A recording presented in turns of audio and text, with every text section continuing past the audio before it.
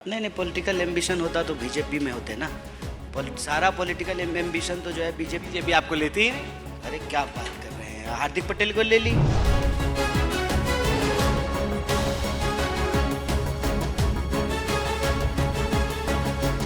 Alliance के campaign office में लिखा है लड़ेगी दिल्ली जीतेगा इंडिया, और ऊपर बड़ा बड़ा लिखा है वार्निंग। कन्हैया जी, ऊपर भाई ऐसा क्या है कि इतना बड़ा वार्निंग लगाने की जरूरत है? एक्चुअली आपके जैसे जब बड़े कद के लोग आते हैं ना, तो वो थोड़ा सर झुका करके जाएं, नहीं तो इतना बड़ा नहीं है कि इससे नहीं, आप यहाँ खड़ा होंगे तो आपके सर पे चोट लग जाएगी। नहीं, वहाँ पे लिखा है लड़ेगी दिल्ली जीतेगा इंडिया। अभी तो लड़ाई आप ही के अलायंस पार्टनर आम आदमी पार्टी में ही चल रही है। वो स्वाति मालीवाल के इशू पे आपस में ही लड़ पड़े हैं सब, विभव और स्वाति, और केजरीवाल खामोश है, न जाने क्या हो रहा है। नहीं नहीं, ऐसा कुछ नहीं हो रहा है।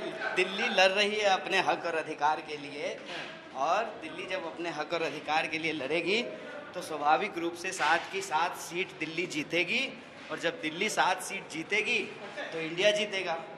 नहीं नहीं, बट काफ़ी सारे कोऑर्डिनेशन के भी इश्यूज हैं ना। एक तो केजरीवाल जेल में थे काफ़ी टाइम के लिए, उसके बाद अब जब आए हैं वो ज़्यादा उनका फोकस आप पे है।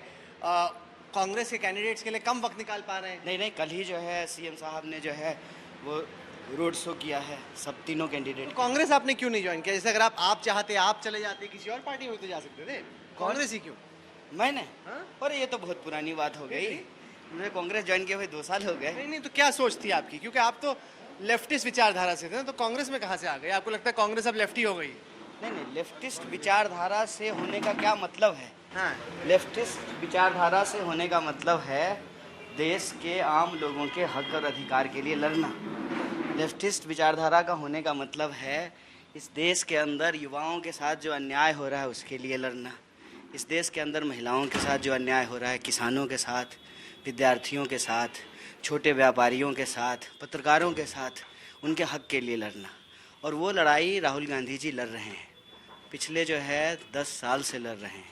आप राहुल से काफ़ी प्रभावित नजर आ रहे हो। आप साथ में आपने वॉक की उनकी एकता यात्रा के दौरान, भारत जोड़ो यात्रा के दौरान। हाँ, क्योंकि उनकी जो है ना बातों में मुझे एक ऑनेस्टी दिखती है, उनके काम में जो है, उनके एक्शन में एक इंटीग्रिटी दिखती है, और वो जो है हमारे जैसे साधारण लोगों को बहुत ही हृदयता से जो है स्वीकार करते हैं। उनके अंदर जो है सत्ता का वो अहंकार नहीं दिखता है, वो एरोगेंस नहीं दिखता है।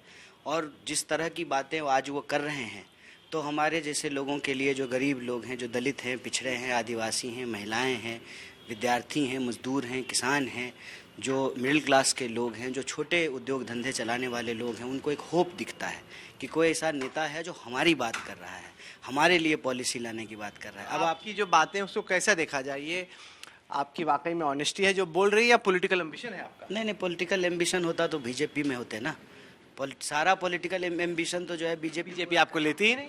अरे क्या बात कर रहे हैं, हार्दिक पटेल को ले ली। नहीं, पर वो तो फिर भी संघ के ही परिवार से आते हैं, उनकी तो ट्यूनिंग वहीं पे है। आपकी ट्यूनिंग तो बीजेपी से बहुत दूर है, बीजेपी कभी ना ले भाई। बीजेपी अपने जो है विचारधारा के धूर विरोधी लोगों को नहीं लेती है। मैं आपको जो है ना इससे कम से कम 100 एग्जाम्पल गिना सकता हूँ, 100, एक नहीं। बीजेपी के लिए इस बात से कोई फ़र्क पड़ता है क्या? तो आपको आया कोई ऑफर? नहीं नहीं, मैं कहता हूँ कि मुझे ऑफ़र आने या ऑफ़र स्वीकार करने का तो प्रश्न ही नहीं है ना, क्योंकि हमारी लड़ाई जो है वो आपने जो सवाल पूछा वो एम्बिशन की तो है ही नहीं।